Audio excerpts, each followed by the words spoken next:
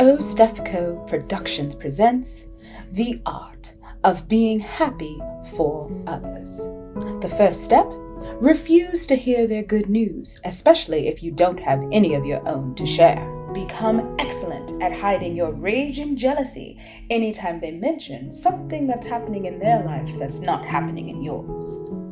And finally, make plans to fade off the face of the earth until you figure out something meaningful to do with your miserable little life.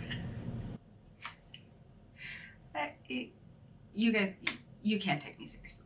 You really can't. Hello and welcome to my channel.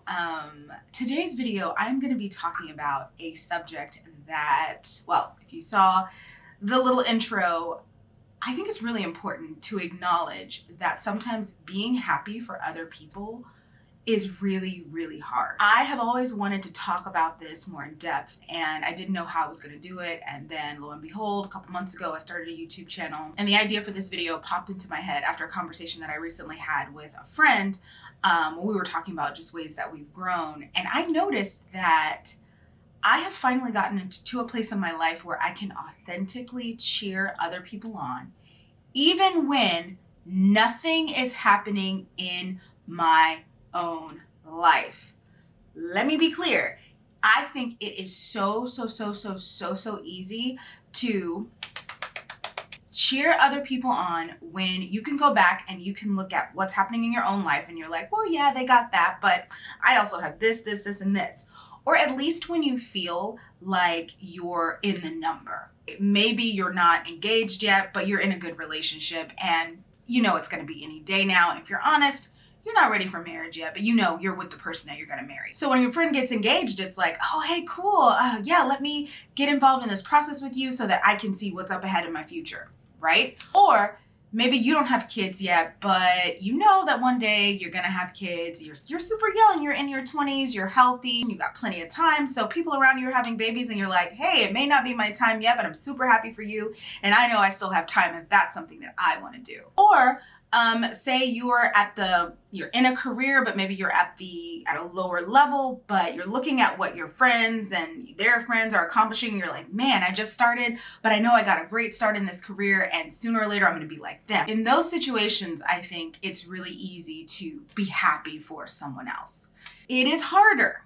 It is harder when you have no idea how you're going to get the things you want in life, and everyone around you seems to be consistently checking off all of the things they hoped, wished, and dreamed for.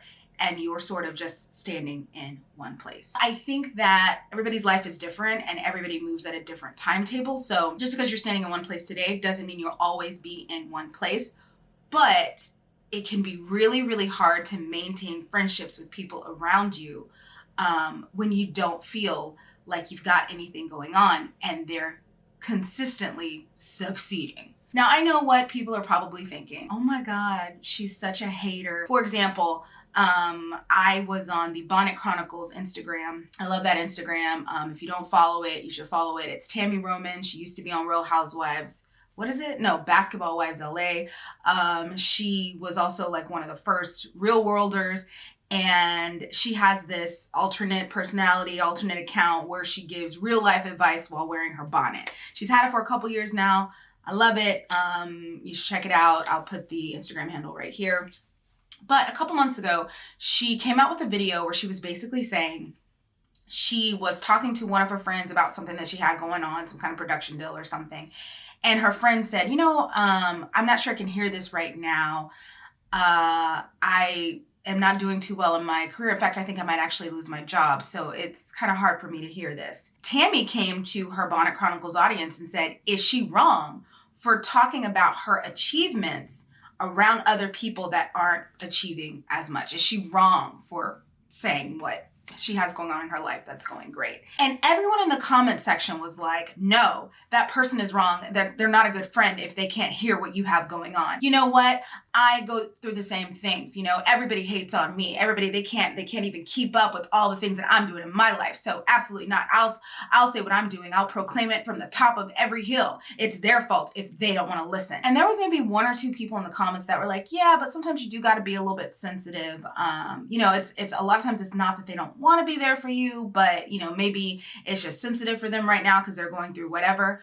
But in a general consensus, the idea was, if you can't immediately embrace somebody because of something going on in your life, you're a bad person and you are lost and you are bitter and you're a hater. I think that sometimes people need to be taught how to continue being happy for others when they don't have anything to be happy about in their own life. Because I think that that's hard. I think it's a struggle. I know I'm not the only one that has struggled with that. So in this video, I'm going to just explain my process, how I got from being a person who really had a hard time with being envious and being jealous of what other people had going on, to somebody who, like I said earlier, can be authentically happy for what other people are doing and move about my business. So the first thing that I think you need to do when you're learning how to be happy for others, when you're in a season of lack yourself, is decentralize yourself in the narrative of their life. For example, I think that a lot of people, you know, when they say birds of a feather flock together, absolutely. I think that a lot of people, especially when you're younger, you're friends with people because you got the same things going on. You got the same majors, you're dating the same type of guys, you have the same type of goals for your future. You know, I know that when I was in college, I had, you know, friends, and we were just bundles of goals, but no actual manifestations yet. So just bundles of things we wanted to do.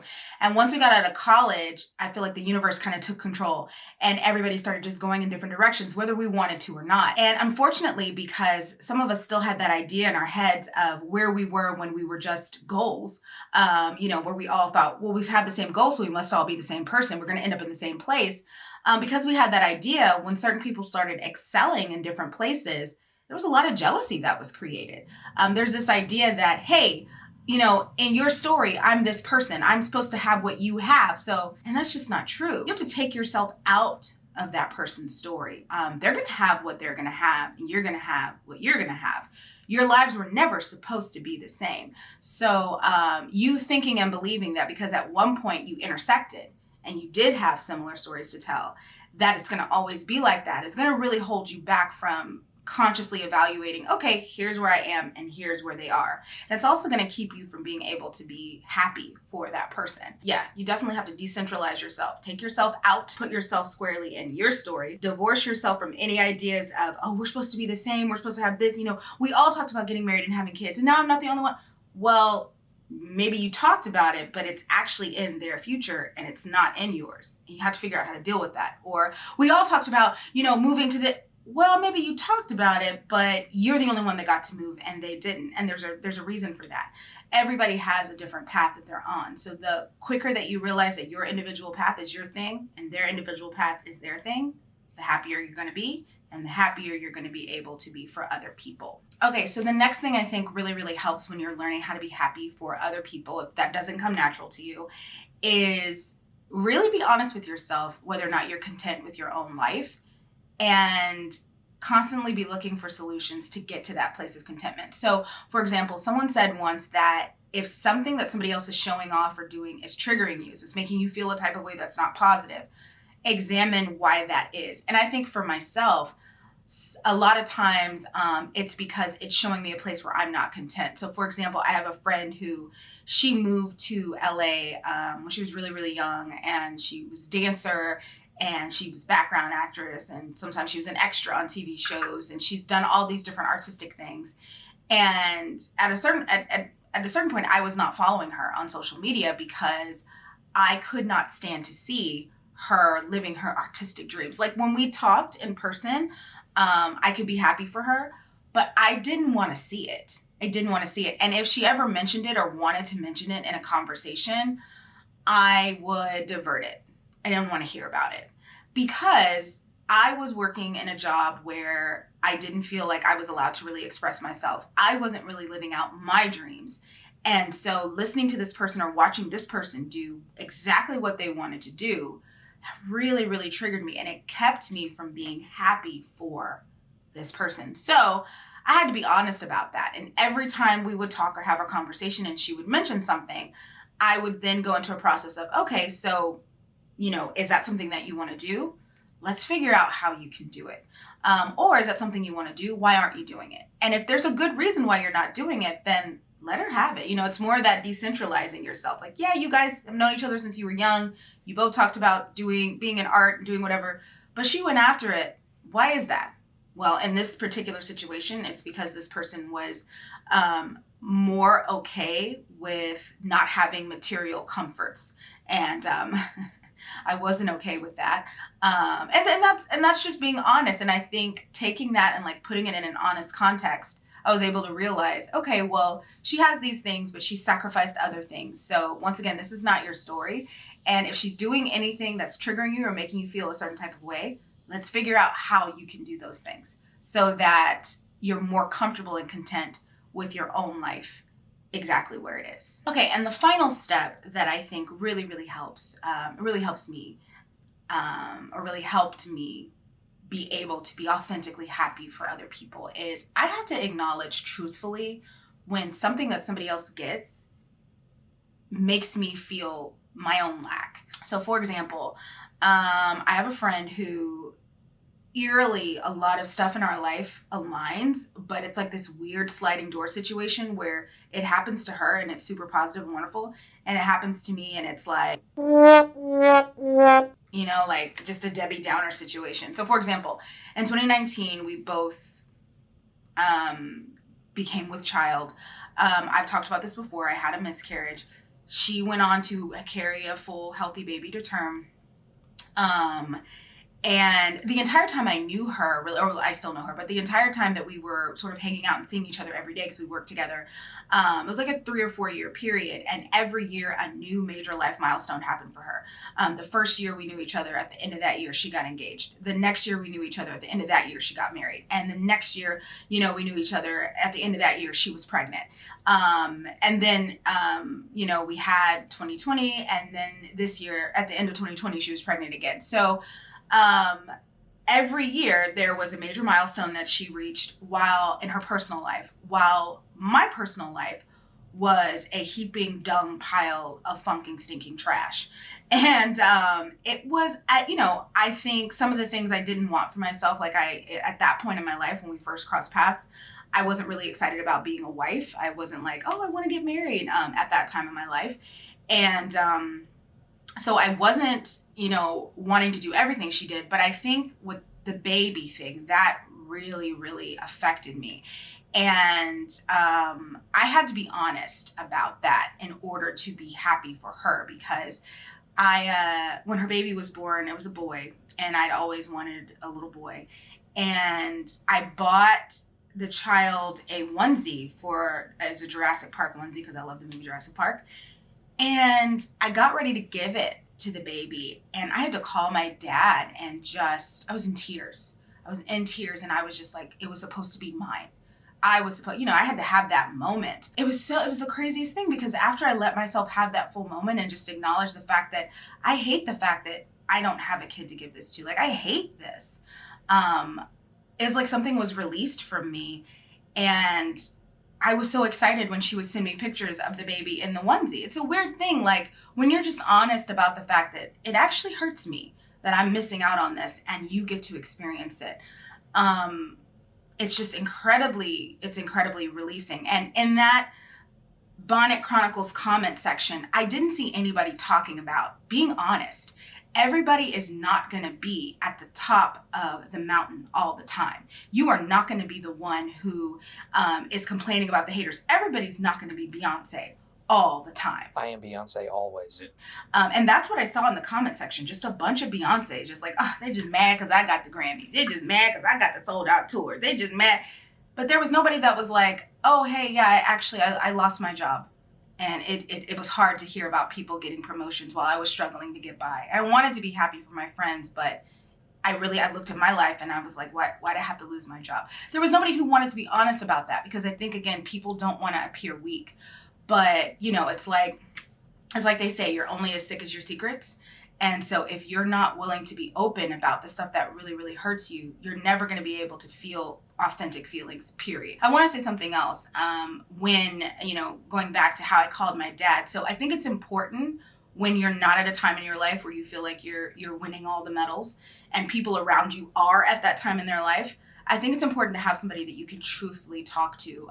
Just going back to the baby situation. So it was the end of the year, and I had just a terrible overall 2019. Like, no, it wasn't terrible. It was just like, are you kidding? It was just a lot of stuff happened that didn't add up to anything. And the year started off with so much potential and then ended up as this like flat black hole of just bleh. And the end of the year for my friend ended in a baby shower with like gifts for her coming baby, just like all over everywhere. Like you would go to her house and they would literally be from the floor to the ceiling. It was crazy. I got ready to go to the baby shower and I knew another friend was going to go, and we were texting about it. And she said, oh, I'm excited for this afternoon. And I was just honest and I was like, I'm not. And she said, oh, why? What's going on? And this is a friend who was much older than me, and she had been in a situation where all of her friends had gotten married, all of her friends had babies. She had been waiting forever just to meet a good guy. Didn't meet the guy that she's currently engaged to until she was 40. And she's currently pregnant at 42. So she knew what it was like to have to watch other people and be like, okay. Like she got it. She got it. So I knew I was safe if I had mentioned to her that I feel like I'm always going to a celebration for someone else. And I don't get my own celebrations. And it hurts me to have to do this again, especially this year with what I've lost. And she said, okay, I understand that. She said, well, you know, I'll be there. Make sure you sit by me when we go to the shower. Make sure if you feel anxious or nervous, like you can reach out, maybe hold my hand. We can go outside, we can talk. And then of course, if something happens and you don't feel like you can stay, I'll leave early with you. It's fine. It is so important to have people like that in your corner. Because you're not, like I said, you're not always going to be the Beyonce.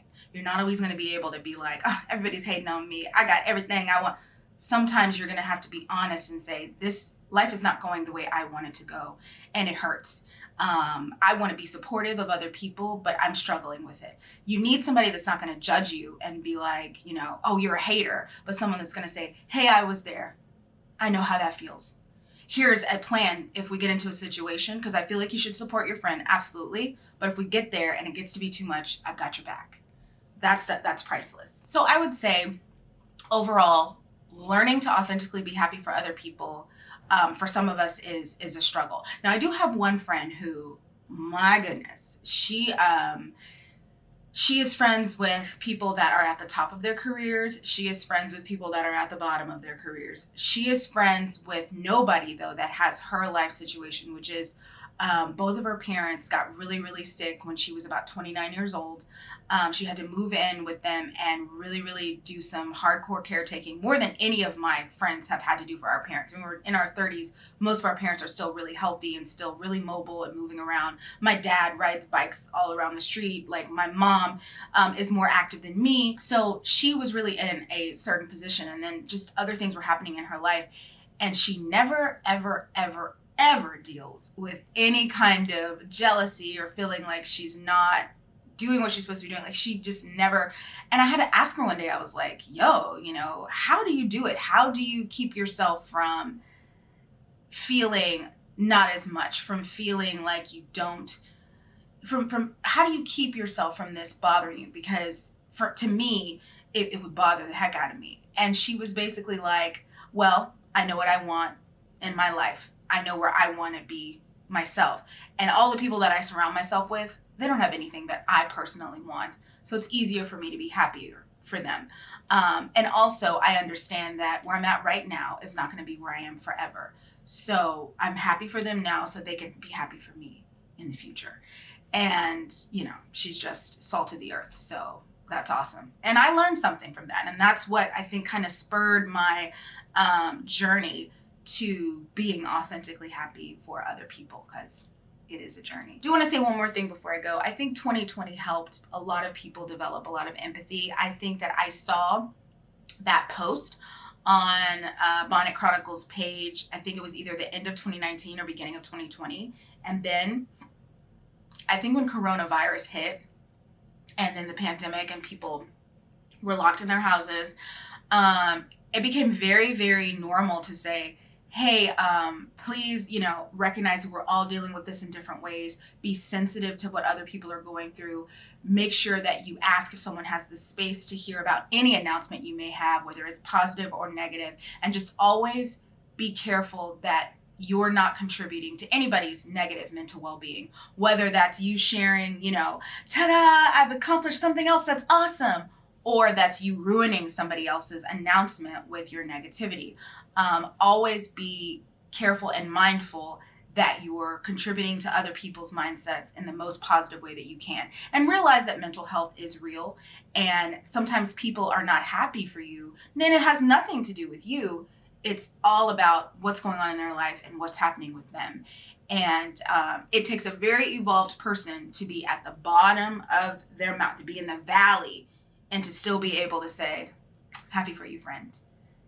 Good luck. It took me 37 years to get to the point to be able to do that. So I'm not judging anybody that's like, I have a hard time patting someone on the back when I feel like mine's constantly getting kicked in. It's tough. Thanks for watching.